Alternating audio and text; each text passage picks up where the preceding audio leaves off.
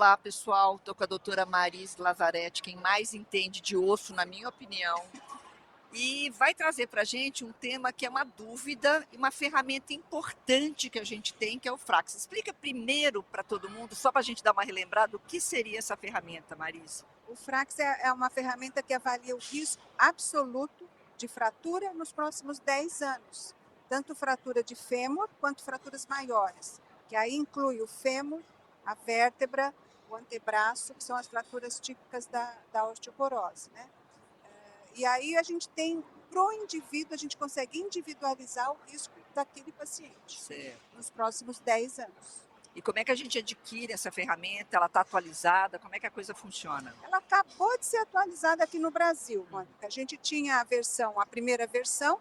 Essa ferramenta foi desenvolvida pela Universidade de Sheffield. Os pesquisadores de Sheffield são epidemiologistas super renomados que, a pedido da Organização Mundial de Saúde, definiram uma ferramenta que avaliasse o risco de fratura, inclusive em populações onde você não tinha densitometria óssea, para você conseguir utilizar isso como uma ferramenta mundial.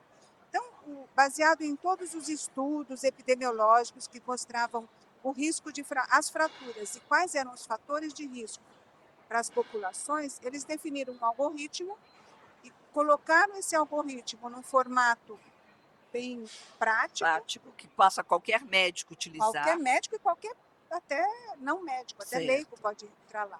E eles perguntam lá, você tem que preencher a idade, o sexo, o peso, a altura e os fatores de risco, né? História pessoal de fraturas, história familiar de fraturas, tabagismos, doenças prévias, uso de glicocorticoide, artrite reumatoide. E aí você pode ou não incluir a densitometria óssea. Mas por que teve essa atualização? Qual é o sentido Essa disso? atualização veio porque a gente teve dados novos de epidemiologia de fratura do Brasil, porque isso Ah, é país específico, é população certo. específica. O risco de fratura varia muito. Então, o risco lá dos países nórdicos é muito maior do que o nosso risco de fratura. E tem países que têm um risco menor do que o nosso. Em geral, o Brasil fica meio no intermediário. Não tem um risco muito alto, mas também não tem um risco muito baixo. Mas a gente viu que precisava calibrar a ferramenta, né? Então, a gente tinha dados recentes dessa epidemiologia de fraturas, que é o estudo, esqueci o nome.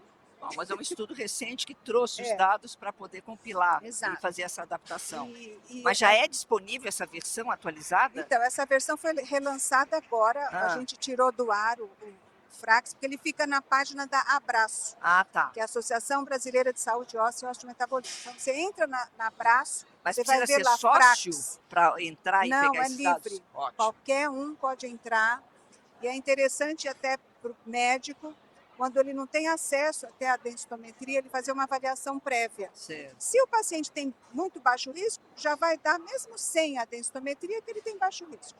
Se ele tem muito alto risco, também vai dar.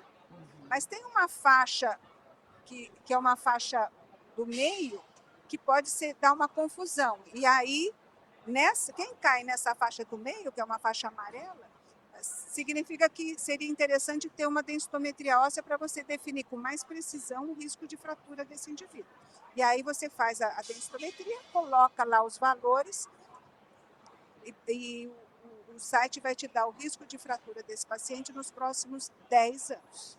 A partir desse dado, o que é que a gente colocou, que é realmente só no nosso site Brasil que tem Tá. isso.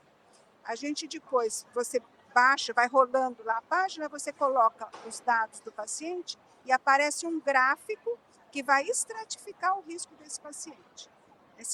E aí, a partir dessa estratificação, você vai dizer se o paciente precisa tratar ou não, e até com que medicação ele vai tratar. Nossa, No risco fantástico. muito alto, seria indicado usar um anabólico, né, um anabolizante. No risco alto, você pode usar as medicações que a gente tem, que são a maioria mais disponível, que são os antirreabsortivos, bisfosfonatos ou denosumab, né?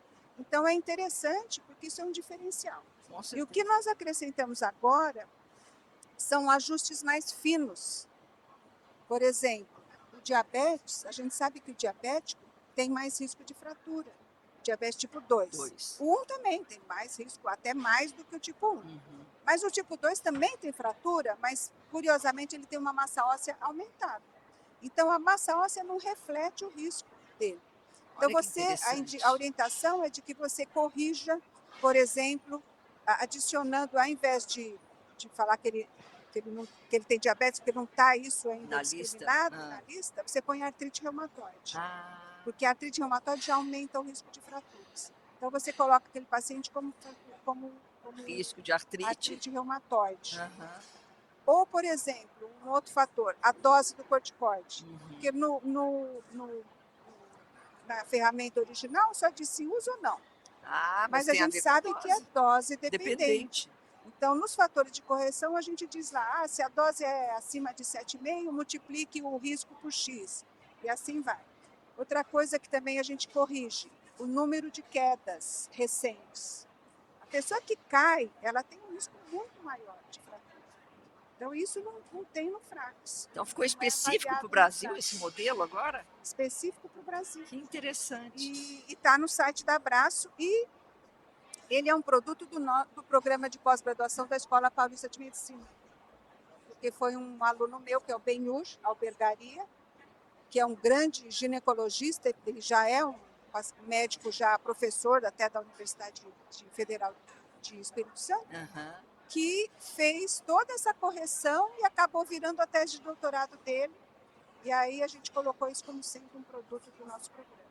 Gente, muito legal, né? Olha que dica, até essa visão que aperfeiçoou no Brasil, vindo da escola, numa tese de uma pessoa que foi a fundo no assunto e nos possibilitou, então, qualquer um a usar essa ferramenta e pelo menos ter um screening de quem deve ir adiante ou não, né? Quem deve fazer densitometria, quem não deve, e até a estratificação para dizer assim, qual a conduta melhor para esse paciente.